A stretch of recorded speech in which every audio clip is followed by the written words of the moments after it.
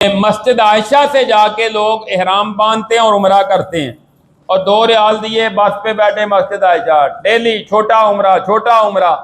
تو نبی کریم صلی اللہ علیہ وسلم سے یہ عمرہ ثابت نہیں ہے، یہ حدود حرم سے باہر تنعیم ہے۔ حضرت عائشہ رضی اللہ تعالی عنہا کو آپ نے ان کے مخصوص ایام کی وجہ سے وہ پہلے عمرہ نہیں کر سکی تھی، تو آپ نے کہا تھا کہ ان کے بھائی عبد الرحمن کو بھیجا کے ساتھ لے جاؤ اور ان کو جا کے وہاں سے عمرہ کروا کے دو۔ تو وہ گئی تھی اور وہاں سے جا کے عمرہ انہوں نے آ کر کیا تھا۔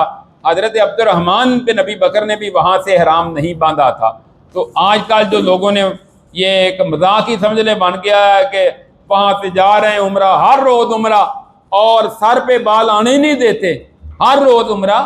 یہ آپ کو عمرہ کرنے کی بجائے زیادہ سے زیادہ طواف کرنے چاہیے۔ وہ عبادت طواف جو ہے پوری دنیا میں کسی اور جگہ نہیں ہو سکتی۔ یہاں قرآن کی تلاوت یہاں بھی ہو سکتی، وہاں بھی ہو سکتی ہے، گو کہ وہاں ثواب زیادہ ہے، لیکن طواف تو کسی اور جگہ نہیں نہ ہو سکتا۔ تو طواف کریں بجائے اس کے کہ آپ پورا عمرہ کریں، طواف جتنے زیادہ کر سکتے ہیں وہ کریں۔ عمرہ جو ہے وہی ہے جو آپ نے شروع میں جا کر کیا ہے، زیادہ گنتی پوری کرنے کی ضرورت نہیں ہے۔ اصل میں ہے اللہ کے رسول کے طریقے اور آپ کی سنت پر عمل کرنے کی